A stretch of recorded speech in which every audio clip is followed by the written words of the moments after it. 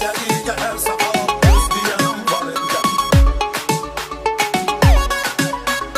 Saxlacıdan ehtiyat, gözləyənim var evdə. Kafede, restoranda, bardasan Allah bilir. Bəlkə maşınla yolda, dardasan Allah bilir. Gecə evə gəlməyirsən, hardasan Allah bilir. Ana yata bilmir rahat, gözləyənim var evdə. Ana yata bilmir rahat, gözləyənim var evdə. Maşını şeytan ərəbəsi, çox ürəqə dağlar qoyub. Gözü yaşlı gəlinlər, körpə uşaqlar qoyub. Cavan gedən oğullar, anaları ağlar qoyub. İndi fikirləş bırak, gözləyənim var evdə. İndi fikirləş bırak, gözləyənim var evdə.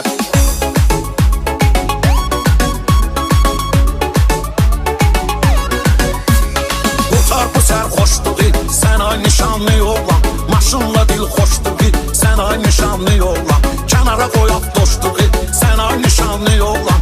Eləməmisən toy bir saat, gözləyənim var evdə.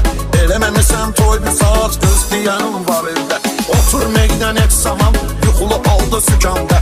Həyat vur riskə atma, qar yağışda boranda. Puluna gülər çürküdür, tutmayacam planda.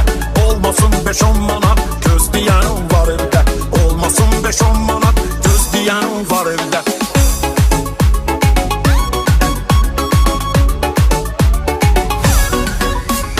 Roçno çəkib trastə, maşını fırlatınca.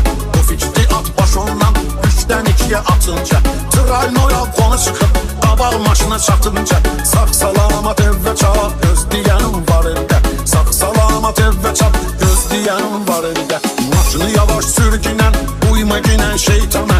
Yoxsa gedib girərsən, gedə tuvara şalbana. Yadda saxla sən bunu, unutma hər insana. Bir dəfə verilir həyat, gözləyənim var evdə. Bir dəfə verilir həyat, gözləyənim var evdə. Hər dəqiqə, hər saat, gözləyənim var evdə.